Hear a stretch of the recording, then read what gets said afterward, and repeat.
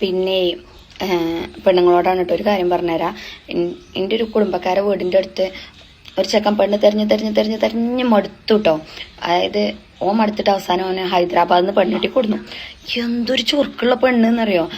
പെൺകുട്ടികളെ നിങ്ങൾ ഞാൻ നിന്നോളി. കാരണം എന്ന് പറഞ്ഞാൽ നിങ്ങൾക്ക് ഭയങ്കര ഡിമാൻഡാണ്. ചെക്കന് സർക്കാർ ജോലി വേണം, പെരയിലെ ചെറിയ മരുവളാവാൻ പറ്റൂല, അങ്ങനെ പല ഡിമാൻഡുകളാണ്. പക്ഷെ നിങ്ങൾ ഒരു കാര്യം ഓർത്തോണ്ടി.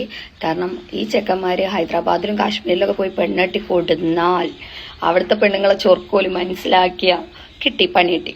കാരണം സത്യമായിട്ടും. കാരണം പറഞ്ഞാൽ ഇപ്പൊ നിങ്ങൾ വളരെ കറക്റ്റ് ആട്ടോ ഈ പറഞ്ഞത്. ഈ കല്യാണവുമായി ബന്ധപ്പെട്ട കുറെ കാര്യങ്ങൾ സംസാരിച്ചപ്പോ എന്നോട് തന്നെ നേരിട്ട് ഒരാൾ പറഞ്ഞ കുറെ കാര്യങ്ങളുണ്ട്. സംഗതി പുറംനാട്ടിൽ നിന്നൊക്കെ കല്യാണം കഴിച്ചു കൊണ്ടുവരിക എന്ന് പറഞ്ഞാൽ അതിൽ കുറച്ച് ബുദ്ധിമുട്ടുണ്ട്, നിവൃത്തികേടുകൊണ്ടാണ് അങ്ങനെയൊക്കെ കൊണ്ടുവരുന്നതെങ്കിലും പക്ഷെ അതിൽ കുറെ ബെനിഫിറ്റ് ഉണ്ട് അത്രേ.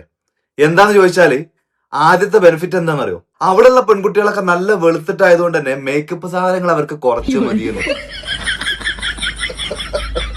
ഒന്ന് ആലോചിച്ച് നോക്കാം, വെളുത്തിട്ടായതുകൊണ്ട് മേക്കപ്പ് സാധനങ്ങൾ, ഈ മസ്കാര, ഫൗണ്ടേഷൻ, അത് ഇത് അങ്ങനെ കുറെ സാധനങ്ങളില്ലേ, ഇത്തരം സാധനങ്ങൾ അവർക്ക് കുറച്ച് മതിയെന്ന്. മറ്റൊരു കാര്യം, പെണ്ണ് കാണാൻ പോയിട്ട് ആ പെൺകുട്ടിനെ ഇഷ്ടപ്പെട്ടു എന്ന് പറഞ്ഞാൽ പിന്നെ ഒരു മിഠായി കൊടുക്കുന്ന ചടങ്ങുണ്ട്. ബുർജ് ഖലീഫയൊക്കെയാണ്.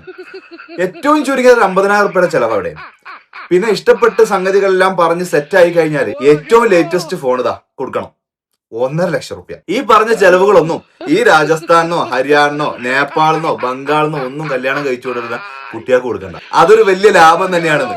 പിന്നെ ഈ ഭാഷ അറിയാത്തോണ്ടേ തമ്മിലുണ്ടാവുന്ന പ്രശ്നങ്ങളില്ലേ, എന്ത് പറഞ്ഞാലും രണ്ടുപേർക്കും മനസ്സിലാവാത്തോണ്ട് കുറച്ചു കാലത്തേക്ക് അങ്ങനെ സമാധാനം ഉണ്ടാവും.